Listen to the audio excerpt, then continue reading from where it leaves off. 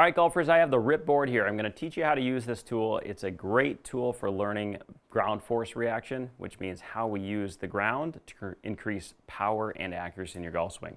So number one is you have a couple different letters up here and numbers. D means driver, 7 means 7-iron, P means like a pitch shot, C means chipping, okay? So we're going to use that for our stance width. It's really good for beginners, especially working on chipping and pitching, to understand where their feet go. So I'm going to do a quick demo of that first because I think that's the easiest way to use the tool. So for chipping, you're going to have your feet pretty close together. I like to see about a club head apart. You should literally have your feet just outside the C's. And you want your weight on your front foot.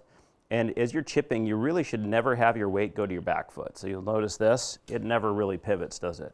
So I'm actually not shifting my weight. A lot of beginners will start going back foot, front foot. Don't do that. Pitching, same idea. A little bit wider stance. Again, weight forward. Again, not shifting, just kind of swinging my arms, keeping my wrists relatively firm.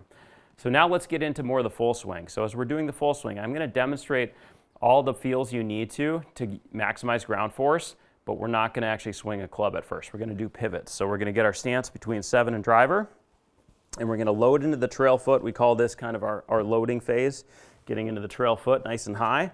And as I do this, I want to feel high in the trail hip, and I want to feel a good turn. You see how my shoulders are turned? That's where I want to go as I begin my backswing, my pivot going back.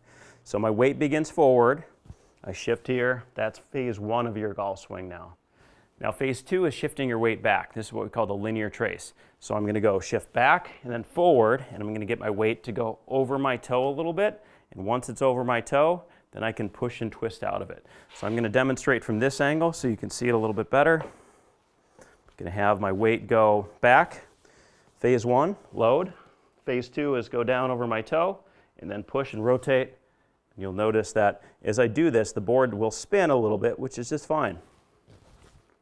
To see some rotation, and that's totally fine.